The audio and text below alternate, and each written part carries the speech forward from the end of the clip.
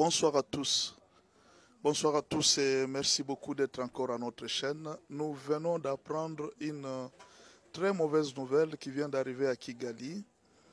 Alors aujourd'hui à Kigali, il y a un feu, on ne sait d'où il est venu et on n'a pas pu l'éteindre malgré les niveaux de développement entre guillemets de Kigali.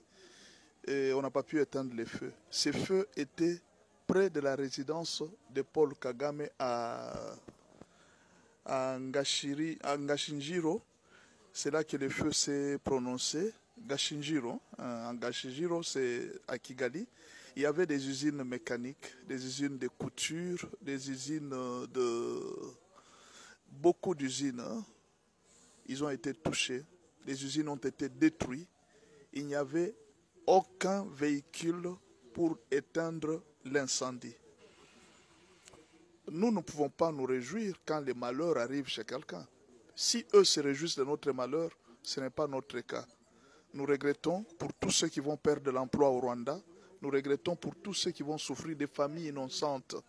La seule question que nous allons nous poser, pourquoi ces feux peuvent s'allumer à côté de la résidence de Paul Kagame et il n'y a aucun véhicule qui est venu l'éteindre?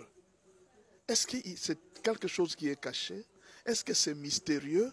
On ne sait pas. Est-ce que c'est la vengeance de Dieu sur Kigali? On ne sait pas. Alors, ce qu'on peut comprendre, c'est quoi? C'est que ça peut être le sang congolais qui réclame Kigali et que Dieu vient de punir. Ça peut être un fait. Ça peut être un problème surnaturel, un problème spirituel, un problème mystérieux. Tout comme ça peut être aussi un incendie qui se prononce grâce à un mauvais contact d'électricité. C'est aussi une possibilité. Nous pouvons y voir cela. Mais près de la résidence de Paul Kagame. Troisièmement, on peut penser aussi à une chose. Est-ce que ce n'est pas Paul Kagame qui sent sa faim et qui veut tout consumer, tout brûler? Un peu comme Mobutu avait déclaré, après moi sera le déluge. Est-ce que ce n'est pas quelque chose qui peut-être lui fait mal pour dire que non, mon pouvoir va se terminer demain ou après-demain et que je vois tout ce que je construis rester? Peut-être qu'il a voulu détruire tout ce qu'il a construit et qu'il a fait sciemment. Parce que dans une grande capitale comme Kigali, de renommée internationale, est-ce qu'on peut manquer de véhicules anti-incendie pour venir? Le feu a pris presque le temps, presque toute la journée. Il n'y a pas eu un seul véhicule qui a réussi à éteindre le feu. Les usines ont été brûlées. C'est comme si on a dit aux gens de ne pas intervenir. Est-ce que vous pouvez essayer d'imaginer ça? Les gens étaient là en train de regarder et personne n'intervenait. Et ce sont des ateliers mécaniques, des ateliers de couture, des ateliers de... On ne sait pas. Maintenant, l'auteur est en train de s'interroger, de celui qui a fait la vidéo. Comment expliquer qu'un si grand feu est en train de se prononcer à Kigali et les gens sont aussi passifs, qui ne cherchent même pas à agir pour éteindre le feu? Est-ce que ce n'est pas quelque chose qui est fait sciemment pour brûler? Donc, comme on appelle la politique de la terre brûlée. Je brûle tout, je détruis tout. En tout cas, on ne sait pas. Mais aussi, est-ce qu'on ne peut pas penser à un avertissement des Américains? Ce sont eux qui ont fait Kagame. Rappelez-vous de ce qui était arrivé à Musée. L'aéroport avait brûlé. Vous vous rappelez? À l'aéroport Njidi, il y avait des munitions qui avaient brûlé. Jusqu'à ce jour, on n'a jamais su où était venu l'incendie. On n'a jamais su. Est-ce qu'il y avait-il une bombe qui était venue du ciel pour bombarder l'aéroport de Njili? On ne sait pas. Pendant ce temps, les Américains avaient un problème contre Musée qui avait mis des grandes munitions d'armes à l'aéroport. Et toutes ces munitions avaient été brûlées.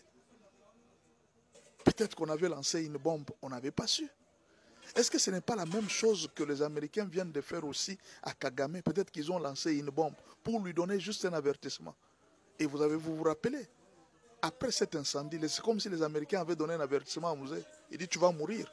Quelque temps après, Musée a été tué. Est-ce que ce n'est pas la même chose? Au fait, ne retenez pas notre tête à réfléchir. Nous ne faisons que réfléchir. Parce que un feu s'annonçait à côté de la résidence de Paul Kagame et il n'y a pas un seul véhicule anti-incendie qui vient éteindre le feu. Pendant un très long moment, les ateliers sont en train d'être brûlés. Est-ce qu'ils savent vraiment l'origine de ces feux? Tout ça, ce sont des questions auxquelles nous nous posons, mais nous essayons d'attendre la suite. Jusque-là, de ceux qui ont fait les enquêtes, on n'a pas encore trouvé la cause de cet incendie. Peut-être aussi, ça peut être la justice de Dieu, on ne sait pas. Mais nous sommes désolés pour toutes les familles qui vont manquer du travail demain ou après-demain. Ils vont trouver les ateliers mécaniques, les ateliers de couture. Peut-être ces familles vont manquer à manger, à boire, comment nourrir les enfants. C'est le travail pour eux qui est terminé. Nous sommes désolés pour vous et nous présentons tous nos regrets à toutes ces familles rwandaises qui vont souffrir. Mais que les chefs puissent raisonner deux fois. Ce qui arrive là était arrivé à notre président Mouzé. L'aéroport avait été brûlé comme ça, les munitions brûlées. Et on ne sait pas si c'était vraiment des ateliers ou si c'était des réserves d'armes. On ne sait pas. Mais en tout cas, l'avenir va nous le dire plus. Voilà, merci beaucoup. C'était juste une information qu'on a voulu partager avec vous. Merci beaucoup et à la prochaine.